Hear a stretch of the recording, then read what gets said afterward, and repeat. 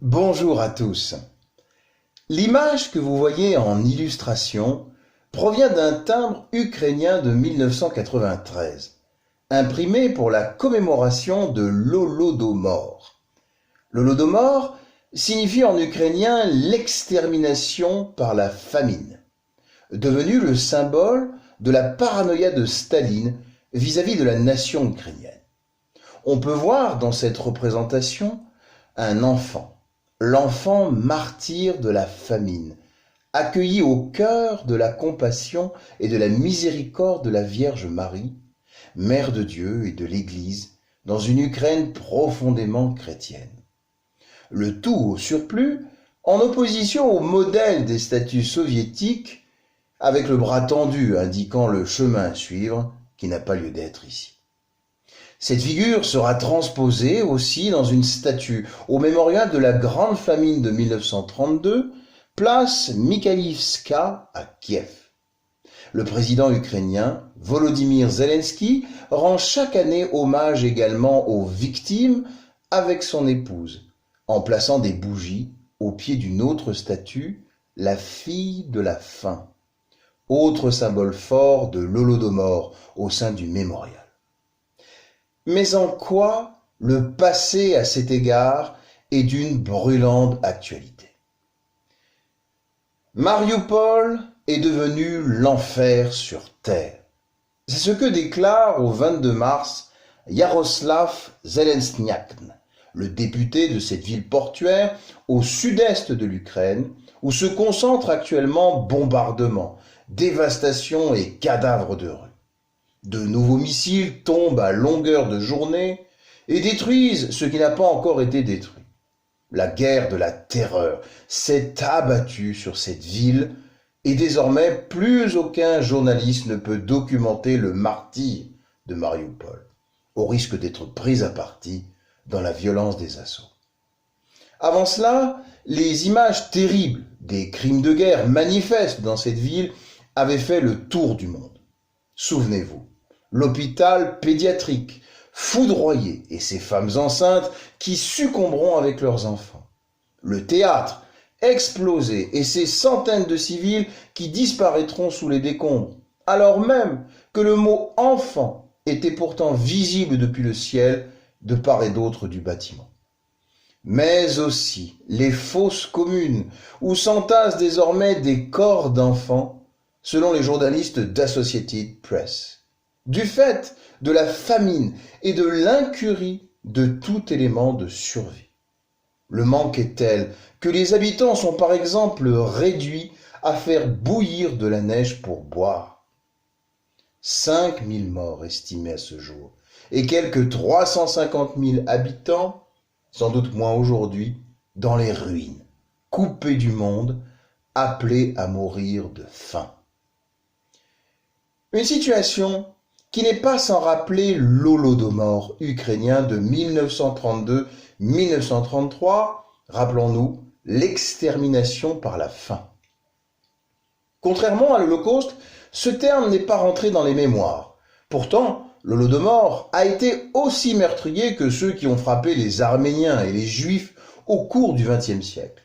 Le juriste polonais Raphaël Lemkin, quand il utilisa pour la première fois le mot génocide lors du procès de Nuremberg en 1945, avait clairement en tête cet exemple ukrainien, autant que les camps de la mort du Troisième Reich. L'Holodomor est vu aujourd'hui comme un ethnocide et un génocide reconnu par nombre de pays, ordonné par un seul homme, Joseph Staline, qui en tant que dirigeant absolu de l'Union soviétique était passé par les autorités locales de l'époque pour empêcher par tout moyen les paysans ukrainiens affamés de fuir vers les villes pour se nourrir, les condamnant à une mort assurée pour 4 à 6 millions d'entre eux.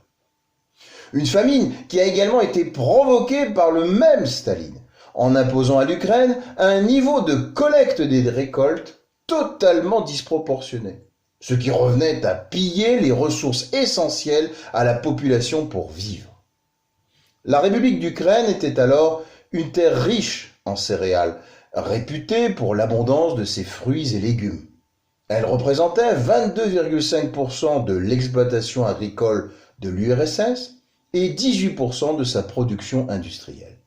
C'est pourquoi aussi le Kremlin fit bâtir sur le Dniepr, fleuve traversant la région, une centrale hydraulique qui multiplia par 6 la production d'électricité du pays et accéléra le développement du fameux Donbass, objet déjà de toutes les convoitises du pouvoir soviétique en raison de son grand bassin minier, métallurgique et géostratégique comme on sait. Mais pourquoi affamer et exterminer le peuple ukrainien? Eh bien parce que, comme Poutine, Staline était paranoïaque. Il craignait que la persistance d'une économie de marché, même limitée, ne mette en péril l'édification du socialisme. Il craignait, croyait, délirait sur le fait qu'une nouvelle bourgeoisie pourrait un jour triompher du communisme. Comme aujourd'hui, Poutine délire sur la persécution occidentale ou le putsch des oligarques qui menacerait gravement la Russie. En 1921, Lénine avait institué la NEP, la nouvelle politique économique, plus libérale, afin de réintroduire un peu de capitalisme et sauver une révolution communiste en plein marasme économique. Mais lorsque Staline prit les rênes du pouvoir, il ferma la parenthèse en procédant à une nationalisation. Il redoutait, en outre, que les libertés octroyées aux minorités, notamment les Ukrainiens, ne favorisent la résurgence des nationalistes ou des contre-révolutionnaires, ainsi que la démocratie tout simplement. Mais il y avait plus encore. Staline voulait industrialiser massivement, en recourant à des machines-outils que l'URSS devait se procurer alors à l'étranger. Staline décida que l'exportation massive des céréales d'Ukraine financerait leur acquisition. Dès 1930, le pouvoir préleva brutalement 30% des grains, jusqu'à 41% l'année suivante, pour faciliter les acquisitions et augmenter les rendements de production.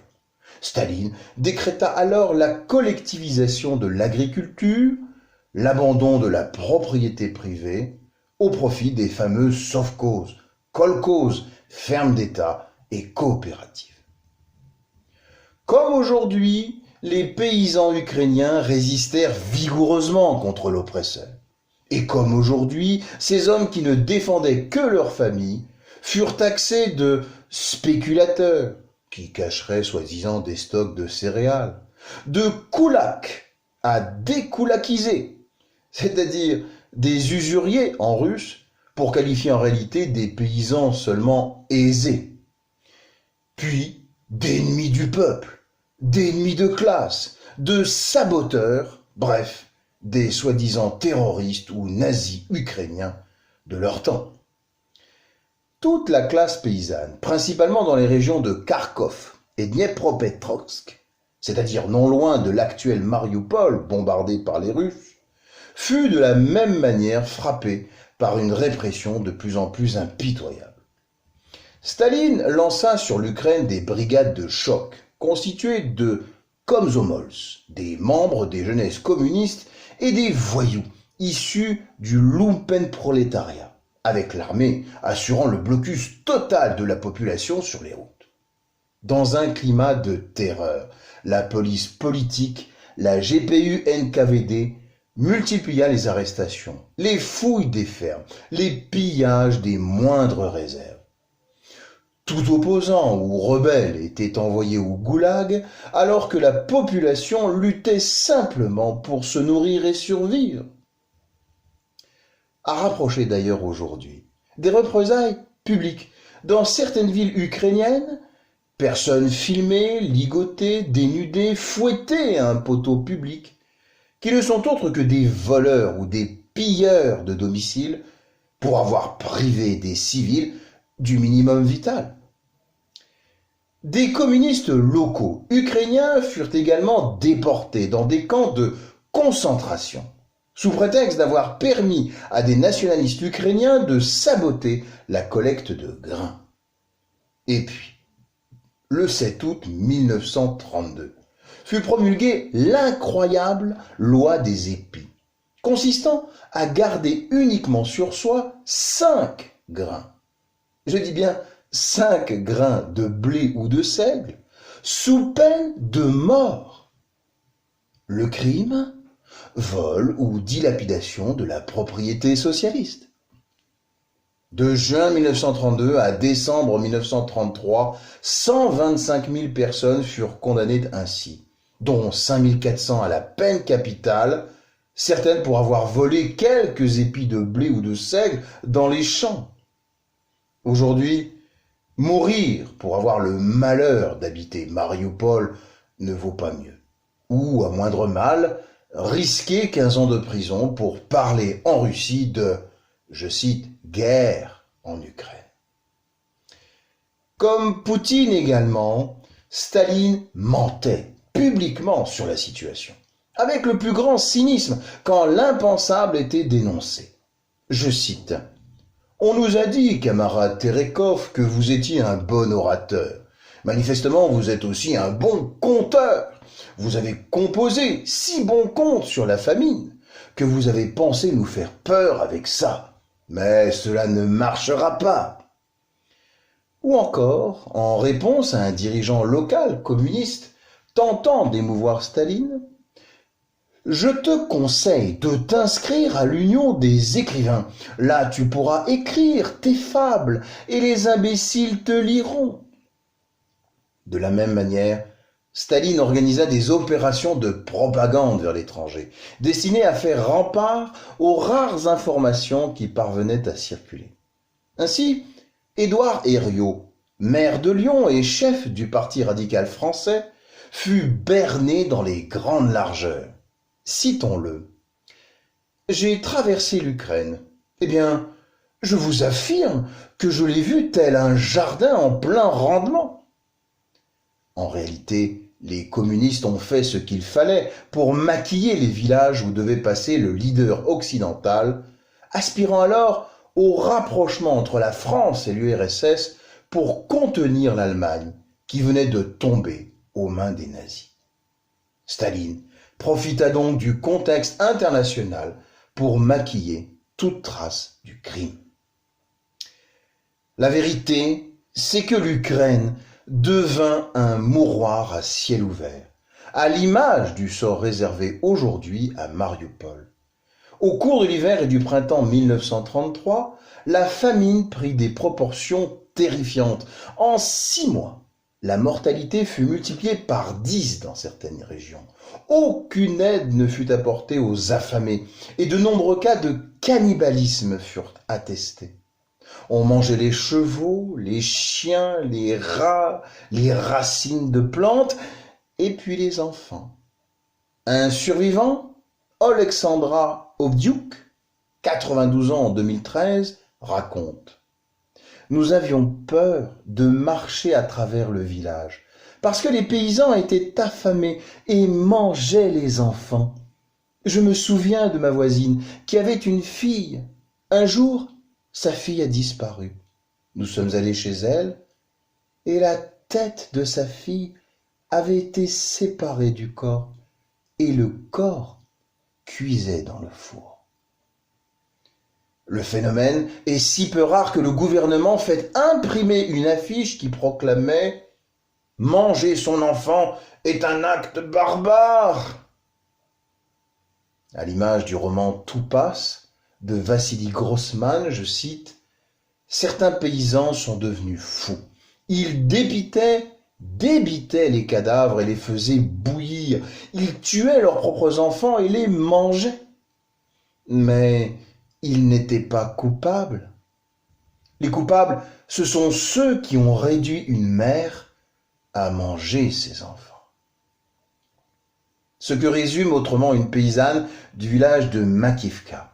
Je cite, « C'est ce maudit Staline qui a ordonné de nous punir parce qu'on ne voulait pas aller au kolkhoz de notre plein gré. » Toujours est-il que le bilan est effroyable. La moitié des victimes sont des enfants et la moitié des enfants ont perdu au moins l'un de leurs parents. la surmortalité et la sous-natalité entraînent un déficit démographique considérable qui pèsera pendant des décennies. Le démographe Alain Blum analyse, je cite, « Rarement dans toute l'histoire européenne, une famine aura provoqué des pertes aussi considérables. Elle a conduit à une disparition complète de foyers entiers.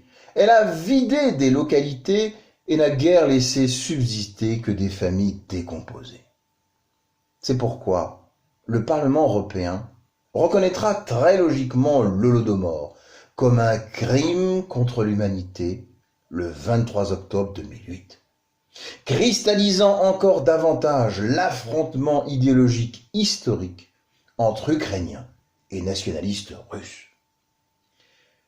De la même manière, enfin, la Russie exporte tous les jours nombre de matières premières en poursuivant sa guerre en Ukraine, tandis que l'Holodomor de l'URSS tuait 5 millions de personnes tout en vendant des millions de tonnes de céréales ukrainiennes.